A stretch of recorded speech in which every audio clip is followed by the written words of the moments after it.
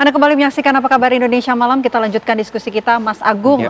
Potensi bahwa konflik ini meluas ke negara-negara kawasan ini seperti apa? Dan bagaimana sebetulnya negara-negara di kawasan Timur Tengah ini merespon adanya serangan Israel yang menyasar tempat-tempat ibadah di Gaza? Ya, kalau perihal masalah hal tersebut kan sebenarnya kita akan melihat semua punya bersuara agak keras ya Mbak. Perihal masalah serangan dilakukan oleh Israel terhadap gereja tersebut.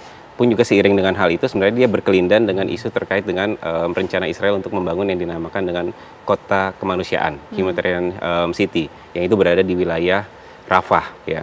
Dan ternyata kan juga ditambah lagi dengan bagaimana kemudian penambahan koridor baru ya. Selain tadi Netzarim, Morah, tapi juga ada namanya Os Koridor. Dia membelah di wilayah provinsi Khan Yunis ya. Artinya struktur dominannya sangat terasa untuk Israel di kawasan Timur Tengah, di Palestina khususnya. Bahkan bicara tentang Humanitarian City tadi, Israel sudah melakukan dan meratakan bangunan di wilayah Rafah itu di rentang antara bulan Maret sampai dengan bulan April atau Mei di 2025 ini sudah ada sekitar seingat saya di awal itu hanya angka 15.000 bangunan yang sudah diratakan. Nah sekarang di bulan Juli itu sudah sampai sekitar 28.000 bangunan diratakan. Berarti proyeksi mereka untuk membangun Humanitarian City-nya begitu clear sebenarnya di situ.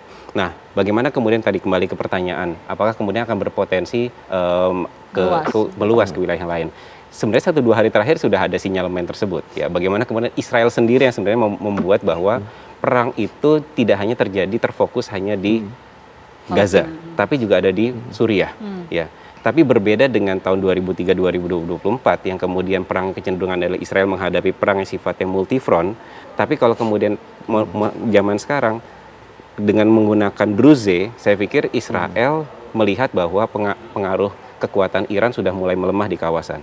Nah, di titik tertentu Israel sudah mulai menggunakan kekuatan-kekuatan kelompok minoritas untuk menjadi proksi baru mereka. Ya.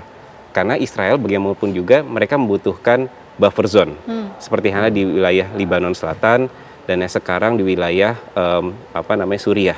Yang menarik adalah ketika kita melihat bahwa pasca Ahmed al-Shara ini memimpin Suriah, khususnya Bashar al-Assad turun, itu dalam waktu 96 jam Israel langsung masuk ke wilayah Golan. Wilayah Golan itu mereka punya perjanjian sebenarnya Israel dengan Suriah, namanya Disengagement Plan Agreement di tahun 74. Nah pasca Assad jatuh, Israel merasa bahwa perjanjian itu sudah selesai. Jadi makanya Israel kemudian masuk ke situ. Padahal itu pelanggaran teritorial ya.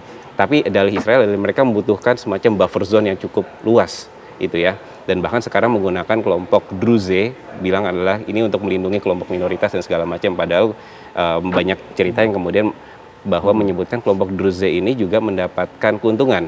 Jadi aid shipment mereka dapat, bahkan yang kedua juga mereka orang-orang Druze yang tinggal di wilayah Golan itu dan wilayah selatan Suriah itu mendapatkan akses untuk visa kerja untuk di Israel seperti itu. Nah artinya ada fragmentasi yang diciptakan oleh Israel agar Suriah ini kembali bergejolak gitu kan. Tapi untungnya adalah kemudian kemarin misal Turki berusaha memberikan langsung tekanan kepada beberapa pihak lewat interlokutornya dan akhirnya ada ceasefire di wilayah selatan Suriah. Jadi kondisinya sudah deeskalasi. Apa sebetulnya misi utama serangan acak di Timur Tengah? Ada juga yang mengatakan bahwa Netanyahu ini sebetulnya banyak kasus sehingga langkah ini dilakukan untuk menghindari hal tersebut. Tepat sekali. Di saat memang kita berhadapan dengan informasi yang sangat misterius ya. Kadang-kadang Times of Israel suaranya menunjukkan pro Netanyahu. Kemudian media yang lain menunjukkan sisi negatif dari Netanyahu. Jadi ini persis seperti teori disampaikan oleh Sun Tzu ya dalam bukunya The Art of War. Biarkanlah orang lain menebak-nebak sehingga mereka tidak bisa memiliki keputusan yang tepat bagaimana menghadapi Israel tersebut. Tapi dari penjelasan Pak Agung tadi itu kelihatan sekali semakin banyak krisis yang di luar Israel itu baik bagi dia. Karena perhatian dunia itu akan terpecah-pecah dan pada saat itu dia akan melakukan hal-hal yang secara teori namanya divide and rule, satu pecah-pecah, diadu eksekutif dengan legislatif, diadu generasi muda dan generasi yang lebih tua, kemudian semangat giroh kebangsaan itu diganggu dengan hal-hal yang materialistik. Ini kalau kita baca Zionis protokol ya, di antara lain adalah itu, kemudian juga mengupayakan terlahirnya kepemimpinan yang lemah, sehingga kepemimpinan yang lemah itu bisa diperas di kelak kemudian hari dan diadu oleh pemimpin-pemimpin yang siap dimunculkan lagi oleh rezim Zionis tersebut. Jadi ini adalah skenario yang sedang terjadi saat ini, dan tentunya kalau kita berpikir dari Indonesia, idealnya mereka membangun suatu ketahanan regional seperti ASEAN, itu semakin jauh, karena tidak mungkin mereka saat ini memiliki zone of peace, freedom, and neutrality, tidak mungkin. Kemudian juga tidak mungkin menciptakan suatu Middle East nuclear weapon free zone juga tidak mungkin. Jadi ke depan saya pikir selama Israel masih diperintah oleh seorang Netanyahu, maka Timur Tengah tidak akan aman. Terutama sekali kalau dia berbicara dengan wartawan di belakang peta Israel Raya. Itulah target masa depan dia. Oke, salah satu alasan ini Netanyahu kan kemarin juga sempat bertemu ya dengan Trump. Apakah ini juga bisa dikatakan bahwa jaminan yang sebelumnya disampaikan oleh Trump ini kemudian tidak terakomodir sehingga gencatan senjata ini tidak bisa terwujud, Mas Agung? Saya pikir ini masih terus berjalan ya Mbak ya.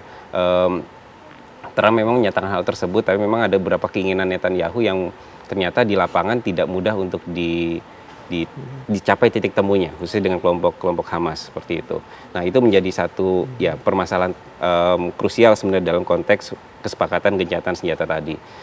Tapi saya kemudian melihat memang kedatangan Netanyahu ketika ke Amerika Serikat itu juga ada kepentingan perihal masalah tadi disebutkan, perihal masalah kepentingan secara pribadinya. Ya, karena memang ada beberapa urusan di pengadilan yang memang dihadapi, kasus 1.000, 2.000 dan kasus 4.000 yang kemudian dihadapi oleh Netanyahu. Artinya secara personal dia memang pengen selamat secara urusan politik. Di sisi yang lain memang sebentar lagi ada pemilu juga gitu ya. Jadi memang dia tetap berusaha untuk mempertahankan eksistensinya sebagai insan politik di Israel seperti itu. Dan polanya memang cenderung kalau kemudian sekarang perangnya selesai, gencatan senjata usai, kemudian Hamas tetap ada, itu justru kerugian politik buat Netanyahu. Makanya tadi saya sempat menyebutkan backfire untuk Netanyahu secara domestik. Karena publik domestiknya menginginkan untuk selesai perang. Tapi permasalahannya adalah Netanyahu ini tergantung oleh kelompok-kelompok koalisinya. Ya kan, termasuk salah satu dua yang paling ekstrim adalah keberadaan Smotrich dan Itamar Ben-Gvir gitu ya. Yang kemudian mereka benar-benar sangat pro terhadap harus perang secara terus-menerus. Bahkan kecenderungannya adalah akhirnya kita menyebutkan perpetual war ya. Jadi perang yang tiada akhir. Itu yang kemudian diinginkan. Yang kita tahu kan kemarin Israel telah menyerang tempat ibadah gereja Katolik yang ada di Gaza. Apa langkah berikutnya yang akan dilakukan Israel? Skenario jika gencatan senjata ini tidak juga terwujud. Yang pertama adalah pemulihan nama baik ya. Tentunya Israel tidak mau negara-negara Uni Eropa itu fokus kepada kasus pemboman atas gereja tersebut kan. Itu yang pertama. Pada saat yang sama juga Israel mencoba agar tidak banyak negara-negara Uni Eropa yang mendukung pendirian Palestina. Kemudian juga Israel akan melakukan operasi-operasi di perbatasannya. Dengan Lebanon akan jalan terus, dengan Suriah jalan terus, dan untuk itu kita akan berhadapan juga dengan perang informasi yang terus-menerus. Sehingga dunia terlena, dan pada saat dunia fokus pada satu titik tertentu, seperti yang Pak Agung katakan tadi, dia melakukan sesuatu hal yang tidak kita duga. Apa yang kita tidak duga tersebut ya tidak mustahil ya penyerangan baru. Mungkin lagi melakukan preemptive strike terhadap Iran. Karena saat sekarang rezim di Iran masih percaya bahwa Amerika Serikat tampaknya masih mencoba di tengah-tengah begitu, masih bisa menahan Israel. Tapi kita tidak tahu hal-hal yang misterius bisa terjadi. Baik, tentu kita terus pantau bagaimana konflik ini berlangsung. Mudah-mudahan apa yang dilakukan Israel ini tidak terus melukai warga Gaza di Palestina. Terima kasih atas waktunya Pak Reza, terima kasih atas waktunya Mas Agung. Apa kabar Indonesia Malam?